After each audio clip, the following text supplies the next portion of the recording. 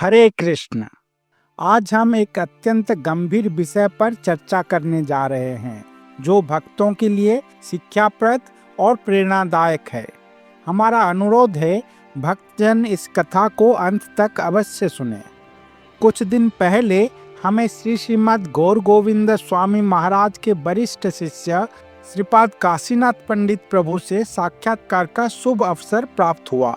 उनके साथ चर्चा के दौरान उन्होंने गुरुदेव के साथ घटी कई अद्भुत घटनाओं का वर्णन किया। इन घटनाओं में से एक आज हम यहाँ वर्णन करने जा रहे हैं। 1977 में श्रील प्रभुपाद ने इस्कॉन भुवनेश्वर का शिलान्यास किया। उस समय श्रील गौर गोविंद स्वामी महाराज ने अपने हाथों से एक मिट्टी की कुटिया बनाई थी जिसमें वे निवास करते थे। गुरुदेव के उस कुटिया के व्यतिरिक्त यहाँ पर और कुछ नहीं था। चारों ओर केवल जंगल ही जंगल था। लेकिन ऐसी प्रतिकूल परिस्थितियों में भी गुरुदेव ने प्रचार प्रसार में कभी कोई शिथिलता आने नहीं दी। हर दिन वे अपनी कुटिया के बाहर श्रीमद् भागवत कथा का प्रवचन करते थे। स्थानीय भक्त और कुछ उत्साही युवा नियमित रूप से उसमें भाग लेते थे। हिज ग्रेस काशीनाथ पंडित प्रभु 1979 से गुरुदेव के संपर्क में आए और तब से वे गुरुदेव की हरिकथा सुनते थे। वे कहते हैं, गुरुदेव की हरिकथा इतनी आकर्षक होती थी कि आप पूरी दुनिया भूल जाते थे। माया कभी भी आपको छू नहीं सकती थी। उन दिनों जब हम बाहर बैठकर भगवत कथा सुनते थे, एक कुत्ता भी हमारे पीछे करीब 4-5 फीट छोड़कर बैठता था। वह कुत्ता मंदिर के परिसर में घूमता रहता और जब गुरुदेव भागवत कथा में जय राधा माधव का गान शुरू करते तो वह आकर आखिरी पंक्ति से कुछ दूर बैठ जाता था। वह तब तक बैठा रहता जब तक हरिकथा पूरी नहीं हो जाती और जब गुरुदेव वापस अपने कुटीर में चले जाते तो वो भी उठकर चला जाता। यह कोई 1-2 दिन की बात नहीं थी, बल्कि लगभग 8-10 साल तक कुत्ता रोज इसी तरह भागवत कथा में बैठकर सुनता रहा। यह आश्चर्यजनक था, लेकिन मैंने कभी उसे भागवत कथा से अनुपस्थित नहीं पाया।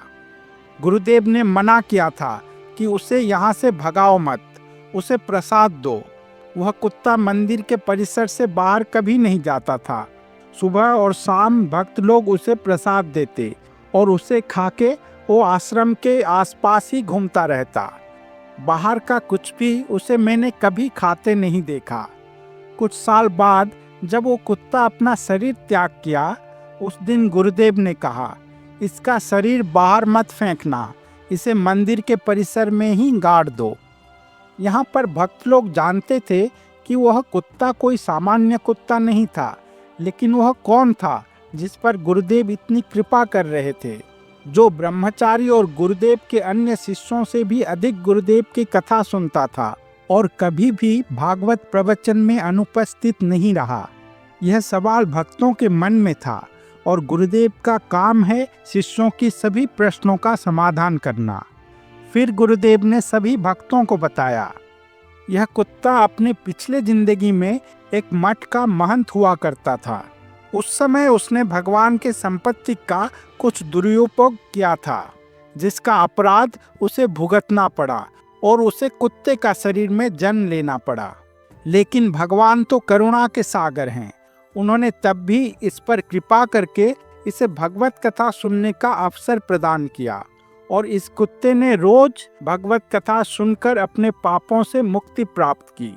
इस कुत्ते का शरीर इसका आखिरी शरीर था निम्न प्रजातियों में। अब ये फिर से भक्ति में लौटेगा और भगवान की भक्ति करेगा। हिज ग्रेस काशीनाथ पंडित प्रभु बताते हैं, गुरुदेव श्रीमद् भागवतम की कथा में बार बार कहते थे कि श्रीमद् भागवतम भगवान श्री कृष्ण से अभिन्न है। शास्त्रों में कहा गया है, नित्यम भागवत सेवया, जो प्रतिदिन भागवतम का श्रवण करता है वह अपने समस्त कर्मों के फलों से मुक्त हो जाता है। उस दिन हम सभी भक्तगणों ने इस शास्त्र के वचन को प्रत्यक्ष देखा जब गुरुदेव ने कहा कि वह कुत्ता जो वर्षों तक श्रीमद् भागवतम सुनता रहा, अपने सारे पापों से मुक्त हो गया है। जब गुरुदेव ये बातें कहते थे तो उनकी वाणी हृदय को छू जाती थी। उनकी कथाएं इतनी गंभीर होती थी कि किसी भी व्यक्ति की जीवन को बदलने की शक्ति रखती थी। ऐसी शिक्षाओं को सुनने के बाद अब कोई भी मठ या मंदिर की संपत्ति का दुरुपयोग करने का साहस नहीं कर सकता। जो भक्त उच्च पदों पर आसीन हैं, मंदिर के अध्यक्ष, मठ के महंत या अन्य जिम्मेदार पदों पर, उन्हें गुरुदेव की इस लीला से शिक्षा लेनी चाहिए। जब कोई व्यक्ति उच्च पद या प्रतिष्ठा प्राप्त करता है तो धन, मान, सम्मान और अधिकार स्वाभाविक रूप से उसके पास आते हैं। लेकिन यदि उस समय वह कृष्ण चेतना में स्थिर न रहकर अहंकार का दास बन जाए और अपने पद का दुरुपयोग करे तो परिणाम अत्यंत भयानक होगा। गुरुदेव की इस लीला ने हमें दिखाया कि भगवान की संपत्ति का दुरुपयोग करने का दंड केवल इस जीवन में नहीं बल्कि अगले जन्मों में भी भुगतना पड़ता है। यह दंड किसी नीच योनि के रूप में भी हो सकता है।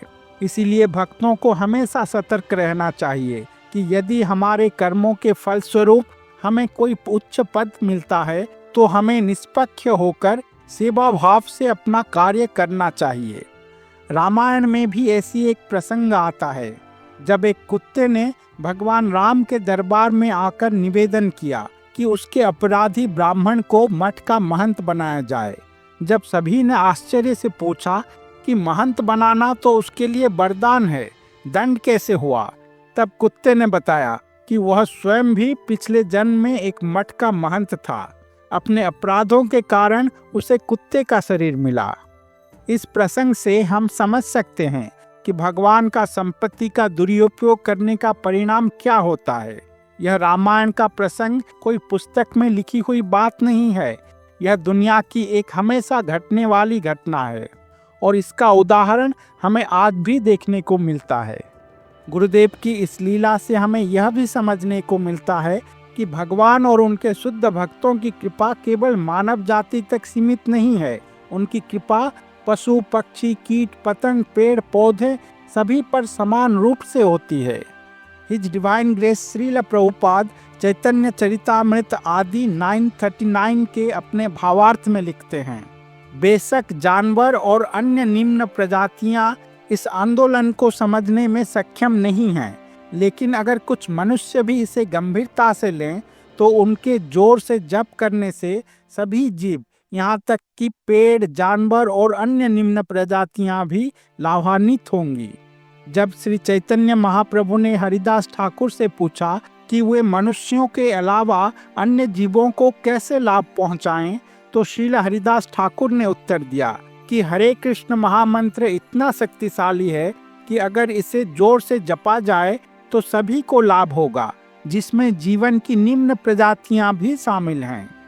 गुरुदेव का यह लीला हमें 3 तत्व समझाती हैं। एक तो यह कि सच्चे साधु और गुरु की कृपा हर प्राणी पर होती है।